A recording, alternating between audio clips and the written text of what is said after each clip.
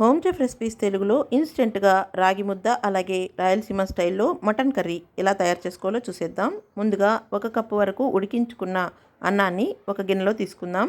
ఇంట్లో కొంతమంది సంగటి తినకపోవచ్చు. అలాంటప్పుడు ఇబ్బంది పడకుండా మనం మామూలుగానే అన్నం వండేసుకుని ఎవరికైతే సంగటి కావాలో వాళ్ళు మాత్రమే ఈ విధంగా విడిగా కూడా చేసుకోవచ్చు అనమాట. ఇలాగా తీసుకున్న ఈ అన్నంలో కొద్దిగా సాల్ట్ వేసుకుని 1 గ్లాస్ వరకు నీళ్లు పోసుకోవాలి. ఇది మరిగించుకున్న నీళ్ళు అయితే బాగుంటుందన్నమాట, చల్లటి వాటర్ కాకుండా. ఈ నీళ్ళు వేసుకున్న తర్వాత ఇందులోనే 1 కప్పు వరకు జల్లించుకున్న రాగి పిండి వేసుకోవాలి. ఒకవేళ డయాబెటిక్ పేషెంట్స్ ఉంటే కనుక అరకప్పు రైస్ తీసుకుని 1 కప్పు వరకు రాగి పిండి వేసుకోవాలి. నార్మల్గా తీసుకునే వాళ్ళైతే 1 కప్పు రైస్కి 1 కప్పు జల్లించుకున్న రాగి పిండి వేసుకున్నా సరిపోతుంది. ఈ విధంగా వేసుకున్న తర్వాత స్టవ్ మీద పెట్టుకుని లో ఫ్లేమ్లో మూత పెట్టుకుని ఒక 5-6 నిమిషాల పాటు కలుపుకుంటూ ఉడికించుకోవాలి. ఇలాగా బాగా ఈ పిండి ఉడికిపోయేంత వరకు కలుపుకోవాలి. ఒకవేళ గట్టి పడిపోయింది అనిపిస్తే కొద్దిగా హాట్ వాటర్ని చేర్చుకోవచ్చు అనమాట. ఇలా చేర్చుకున్న తర్వాత మరీ గట్టిగా కాకుండా మరీ ఎక్కువ లూజ్గా ఉండకుండా ఈ కన్సిస్టెన్సీ వచ్చేంత వరకు వేడి నీళ్లు చేర్చుకుంటూ 10 నిమిషాలైనా ఉడికించుకుని పక్కన పెట్టుకోవాలి. ఇప్పుడు మటన్ కర్రీ కోసం 10-12 వెల్లుల్లి రెబ్బల్ని చిన్న మిక్సీ జార్లో వేసుకుని ఒక 2 మీడియం సైజు ఉల్లిపాయల్ని కూడా వేసి కొద్దిగా కచ్చాపచ్చాగా మిక్సీ పట్టుకుని దానిలో నుంచి 1 టేబుల్ స్పూన్ వరకు ఈ మిశ్రమాన్ని తీసి పక్కన పెట్టుకుందాము. ఇది మనం తిరగమాతులోకి వాడుకుంటామన్నమాట.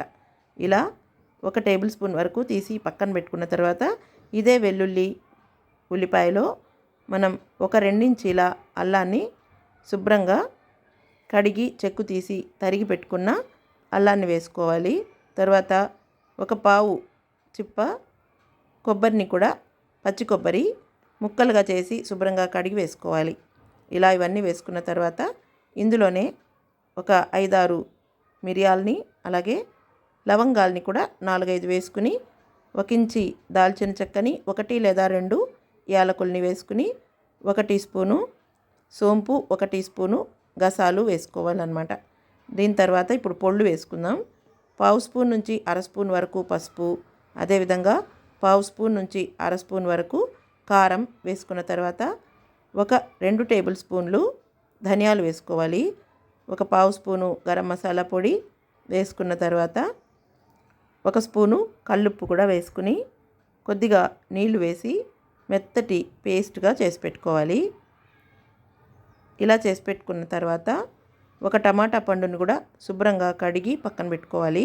దీన్ని మనము తర్వాత తిరగమాతలోకి వాడుకుందాము.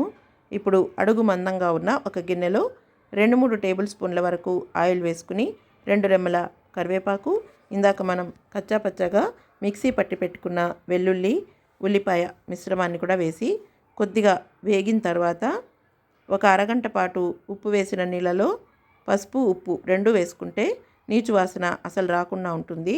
వేసుకుని కనీసం అరగంట లేదా 1 గంట నానబెట్టుకున్న మటన్ని ఈ ఉల్లిపాయ మిశ్రమంలో వేసేసుకుని ఇందులోని నీళ్ళంతా కూడా వచ్చి తర్వాత ఈ నీరంతా ఇమిరిపోయేంత వరకు దీన్ని బాగా వాడ్చుకున్నామంటే దీనిలో అస్సలు నీచు వాసన లేకుండా చక్కగా కుక్ అవుతుందన్నమాట. అలా వాడిన తర్వాత ఇందులో మనం చేసుకున్న మసాలా ముద్దని వేసేసుకోవాలి.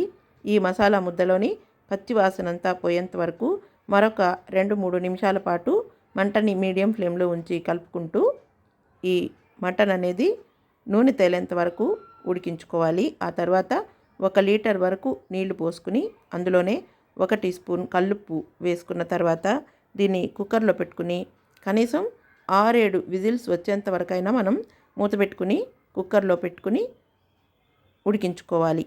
మటన్ కాబట్టి కుక్కర్లో ఉడికించుకుంటేనే మనకు టైం సేవ్ అవుతుంది, అలాగే గ్యాస్ కూడా ఆదా అవుతుందన్నమాట. ఇలాగా ఉడికిపోయిన తర్వాత ఈ గ్యాస్ అంతా పోయిన తర్వాత మళ్ళీ తీసుకుని దీన్ని మనము స్టవ్ మీద పెట్టి మనకు కావలసినంత కన్సిస్టెన్సీ గ్రేవీ వచ్చేంత వరకు అడ్జస్ట్ చేసుకోవచ్చు. కొద్దిగా వాటర్ వేసుకుని ఎక్కువ కనుక నీళ్లు అయిపోయి చిక్కబడిపోయి ఉంటే కొద్దిగా వాటర్ వేసుకోవచ్చు. ఒకవేళ మనకు కావలసినంత కన్సిస్టెన్సీలోనే కనుక ఈ వాటర్ ఉండిందంటే మనం సెపరేట్గా వాటర్ యాడ్ చేసుకోవాల్సిన అవసరం లేదు. చివరగా టమాటా సన్నగా తరిగిన ముక్కలు కొత్తిమీర వేసుకుని మరొక 5-10 నిమిషాల వరకు ఉడికించుకోవాలి.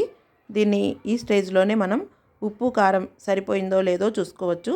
కొంతమంది కారం ఎక్కువ తినేవాళ్ళు ఉంటారు ఈ రాగి ముద్ద అలాంటి వాటిలోకి తినేటప్పుడు. కాబట్టి రాగి ముద్దలో మనం ఆల్రెడీ సాల్ట్ వేసాం కాబట్టి ఈ కర్రీలో మనం సాల్ట్ని తక్కువ వేసుకుంటే బాగుంటుందన్నమాట. చపాతీ కానీ ఇలాగా రాగి ముద్ద కానీ చేసుకున్నప్పుడు సాల్ట్ కొంచెం తక్కువ వేసుకోవాలి గ్రేవీలో. ఒకవేళ అన్నంలోకి అయితే మనం అడ్జస్ట్ చేసుకుని మరి కొంచెం సాల్ట్ కలుపుకోవచ్చు. ముందుగానే ఎక్కువ సాల్ట్ అనేది వేసుకోకపోతేనే మంచిది.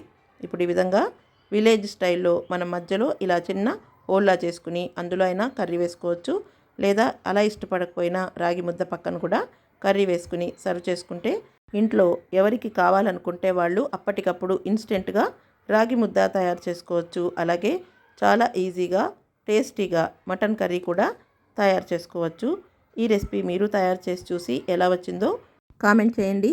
నచ్చితే గనక మీ ఫ్రెండ్స్కి రిలేటివ్స్కి షేర్ చేయండి, లైక్ చేయండి. మరిన్ని ఈజీ అండ్ టేస్టీ వంటల కోసం మా హోమ్ చెఫ్ రెసిపీస్ తెలుగు ఛానల్ని సబ్స్క్రైబ్ చేసుకోండి.